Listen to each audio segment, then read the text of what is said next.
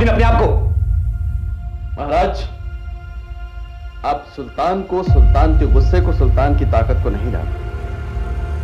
आपके हक में यही बेहतर होगा कि आप सुल्तान की मांग को मंजूर कर लें। अगर नहीं मंजूर करेंगे तो उसका जो नतीजा होगा उसके जिम्मेदार आप खुद हो।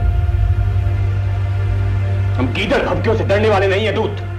हमारी भुजाओं में बल है और तलवार में पानी।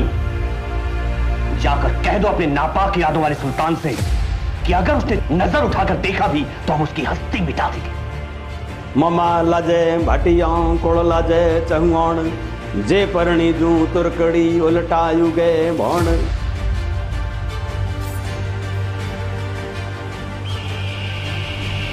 उस फरेबी और बर्बर सुल्तान की साम्राज्यवादी सनक ने दिल्ली सल्तनत के घोड़ों का मुहर यकायक राजपुताना की ओर मोड़ दिया था।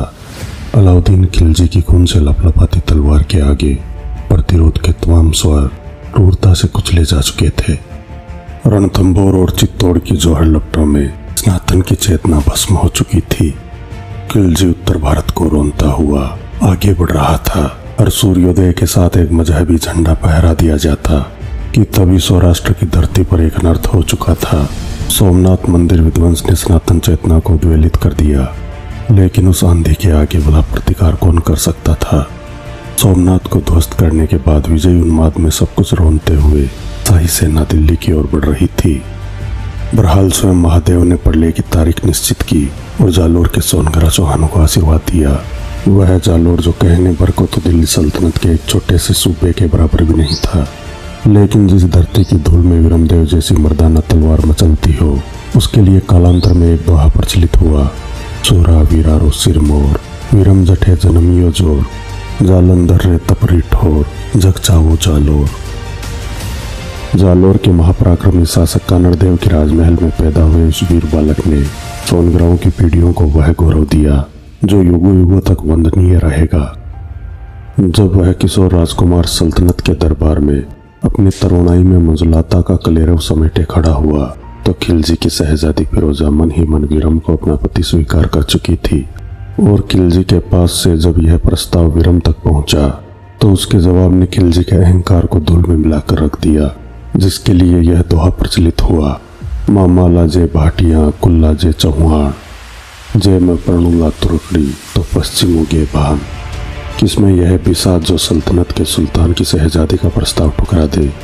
एक तरफ वह किशोर राजकुमार जिसके आगे पूरी सल्तनत की चकाचौंध फीकी थी, दूसरी तरफ शहजादी की विरम को प्राप्त करने की जिद, जिसके लिए कहावत मशहूर हुई, वर वरूं तो विरमदेव, नहीं तो रहूं अखंड कंवारी। खिलजी की साम्राज्यवादी नीति, शहजादी की जिद और तत्कालिक हालातों ने सल्तनत की सेना को जालोर के दुर्ग के समक्ष ला खड़ा किया। रणथंभौर, चित्तौड़ और सिवाना अभियान से खिलजी को यह सबक मिल चुका था कि राजपूत वीरों से सीधा लोहा लेना दुष्कर है।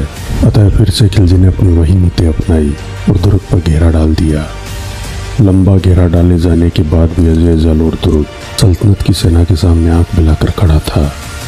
खिलजी की तमाम कोशिशें विफल होती जा रही थी। तभी राजमहल में घात हो चुका था। वह गद्दार बिक्का दहिया था जिसने राजपूती का मोल खिलजी के तुच्छ प्रलोभन के बराबर लगाया। महाराज कानड़देव को यह समझते देर नहीं लगी कि अब स्वर्णगिरी की मीनारें रक्त भोग के बिना सुरक्षित नहीं रह सकती। अतः अपने योग्य पुत्र विरम को सिंहासन पर बिठाकर विजय या वीरगति को सोनगरा तैयार हुए। भीषण रक्तपात हुआ। सल्तनत की विशाल सेना का राजपूतों ने डटकर मुकाबला किया और रणबांकुरों ने मृत्यु देवी को शीश अर्पित किया। छत्राणियों ने अपना सतीत्व अग्निदेव को समर्पित किया। कानड़देव जब रणखेत रहे तो महज 3 दिन के शासक विरमदेव स्वयं खुद रणभूमि में आ गए। विरमदेव ने अपनी तलवार से जो जोहर दिखाए वह इतिहास में सदा के लिए अमर हो गए, जिसके लिए कवि पद्मनाभ ने लिखा है, सोनगरो वंको क्षत्रिय अणरो जोश अपार, जेले गुणान जगत में वीरमरी तलवार। ऐसी किंवदंती प्रचलित है कि जब खिलजी की शहजादी फिरोज को विरमदेव की वीरगति की खबर लगी तो उसने भी अपना जीवन समाप्त कर लिया। खिलजी स्वर्णगिरी को जीतकर भी सब कुछ हार चुका था, लेकिन विरम की वीरता आज भी वंदनीय है।